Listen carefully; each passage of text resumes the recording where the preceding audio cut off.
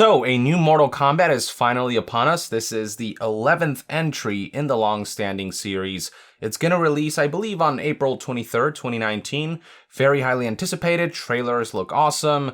A lot of people are very excited about this game. Now, today is the day when review embargoes lifted, and the good news is that overall, reception towards the game is pretty positive among critics. Last time I checked, the game had a Metascore of 84%, in the mid-80s, somewhere there, and a lot of compliments are paid to the gameplay. Everyone says that it's awesome, it's a lot of fun, very refined, not terribly different from past games, but, you know, they've added a lot of enhancements, they have adjusted, fine-tuned a few things, and there's a lot of depth to it. It's just one of those fighting games that feels really good to play from what I'm hearing, and that's really good to know. Critics also love the graphics of the game. You know, it's the best looking Mortal Kombat. That seems to be the general consensus. The fatalities look awesome, the stages are really cool, the character models really come to life.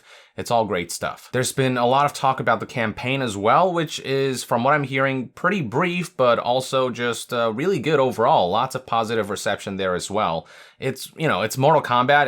The story is going to be really dumb, but dumb in a good way. It's epic, it's crazy. A lot of people seem to love this idea of having older versions of the Mortal Kombat characters join forces with their past younger selves. All in all, this game is just a good time. That's pretty much the general consensus. It seems to be a game that really nails down the core mechanics and just goes balls out crazy. Unfortunately, there is one major point of contention right now, and that is the grindy rewards and progression system that seems to be tuned for monetization intentions. You've got these excellent core mechanics, but they're unfortunately marred by the surrounding design with stuff like RNG loot drops, unreasonable challenges, and elements that are bound to encourage microtransactions once the store goes live. It isn't terribly surprising that the store isn't live yet. This is what game publishers do nowadays. They make sure that the store is something reviewers cannot access, so that doesn't reflect the review score. It's only after reviews are out, after critics have had their say, that they'll release the microtransactions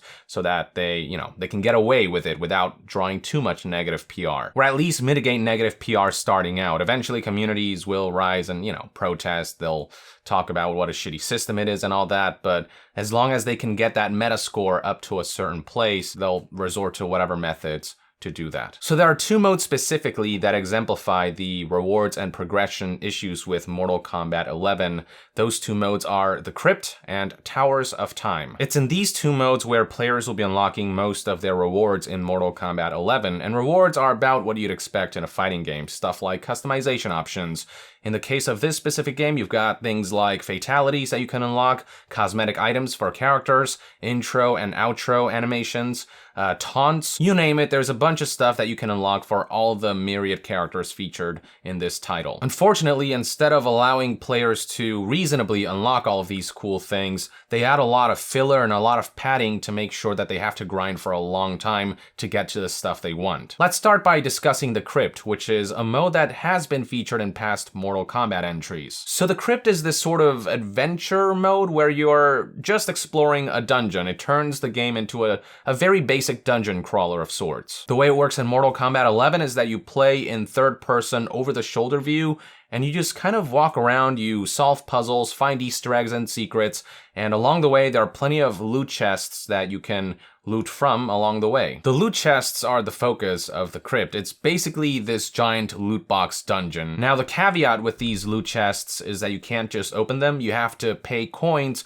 to unlock them before you can reap the rewards. And these chests aren't cheap to open. You have to invest quite a large sum of coins to essentially get about 3 to 4 rewards per loot chest. And on top of that, when these chests are opened, those 3 to 4 rewards unfortunately don't tend to yield favorable rewards. There's this user on a forum called Test Your Might who got an early copy of the game, and he detailed his impressions. And on this post, he listed items that most people would want to get. And this is in an order from most coveted to least coveted. So you've got fatalities and brutalities, character intros, outros, and taunts, skins, gear pieces, combat card icons and background, and variation icons. These are the stuff that are most coveted, what you'd want to get when you open these loot chests.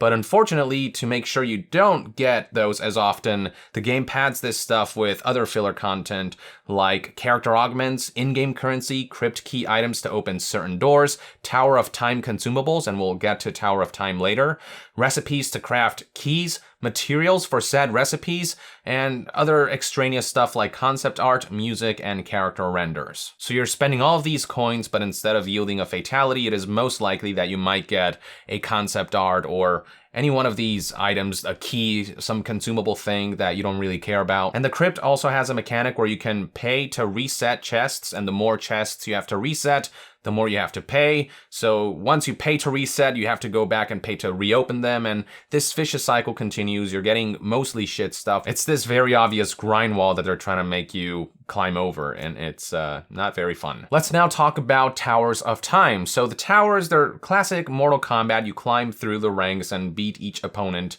and eventually get to the top, beat some, boss or whatever, and you finish that tower. This stuff is nothing new to the series. As you climb through towers, as before, you get certain rewards, but the way it's been implemented in this particular game, the towers feel really insidious. So there are a few types of towers that you can participate in. You start by taking on tutorial towers where they teach you the basics of the mode and you earn a couple rewards along the way. And then there are various time towers. Different ones refresh at different time periods. So one might refresh in a few hours, others might refresh in a few days. And each time a refresh happens, the fights and challenges of that particular tower just change up randomly. And then you have character towers, which are specific to each of the characters, and these you have to purchase with coins. You basically have to pay for the ticket to be able to tackle these character-specific towers. What's special about these is that they do reward stuff like fatalities, brutalities, intros, gear, skins, augments, what have you, for your various characters. Now, at a glance, the towers seem like a fun thing that players can recurrently come back to. But the problem is that the fights in these towers are not normal matches. They add modifiers and hazards to make the fights more challenging. And all these different modifiers give you a pretty significant disadvantage. And while they could be fun with the proper parameters, the problem with the way they do it in Mortal Kombat 11 is that these are so challenging that it's not even fun. It's ultimately more frustrating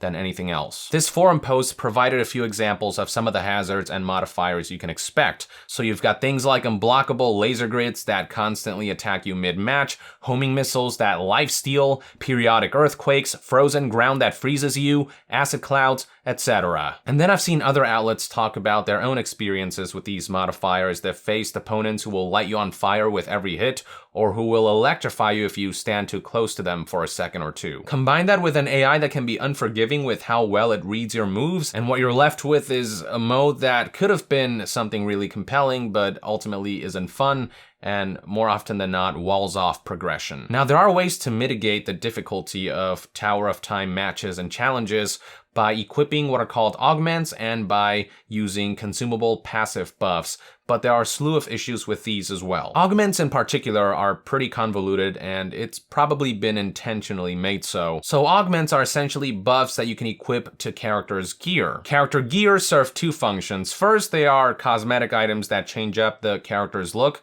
So for Scorpion, you can change between different masks and different spears. But on top of that, these gears also can level up. They have experience points that you can earn by winning matches and what have you. And as you win matches, you will level up these items and along the way unlock augmentation sockets. In these sockets is where you take augmentations and place them for passive buffs. But aside from the fact that it takes a while before you can level up a gear and unlock a socket, what complicates matters is the fact that augments have types. The augmentation type has to fit the augmentation socket. And then on top of that, the augmentations aren't universal. They are tied to specific gear. So you might have the right augmentation type for the right augmentation socket, but if it's not for the intended gear, then you cannot equip it. Or you might have an augmentation that's for the right gear, but if that gear doesn't have the appropriate augmentation socket to fit that augmentation gem, then that's useless as well. And from what I'm hearing, there are 5 types of augments, but each gear can only unlock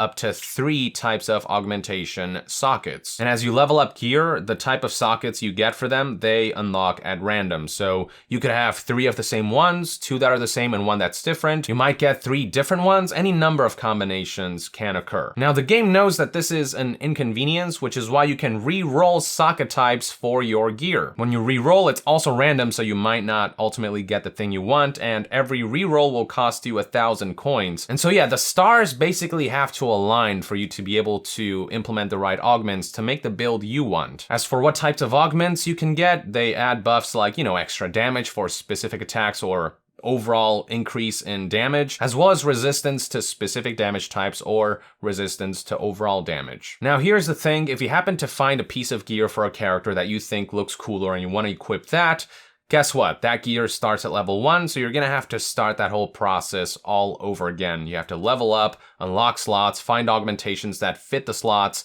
and then if you don't have the right slots, re-roll them until you have the perfect combination of things to make the right build. And then adding frustration to this mode is the fact that with every fight in a given tower, the conditions, the hazards, the modifiers change. So you might make this perfect build that's suited for a specific type of challenge or fight, but you might get to the next one to realize that this build is now completely useless. You might have a certain build that is really good at resisting acid attacks, but the next fight might be focused on dealing fire damage and what have you. So it's all just completely unrewarding, just really all around bad design. Beyond augmentations, you also have consumables that you can take advantage of. These are one-time use, and you can use consumables right before a fight. The way you earn these consumables is by either, playing through the towers or by looting chests in the crypt. And buffs you get from these consumables include stuff like characters that will come in and assist you during a fight. Other consumables might remove weather conditions that might put you at a disadvantage. Other consumables might heal you mid-match. Others might allow you to deal additional damage or take less damage, so on and so forth. There are certain consumables that apply to the entire tower rather than just one single specific fight.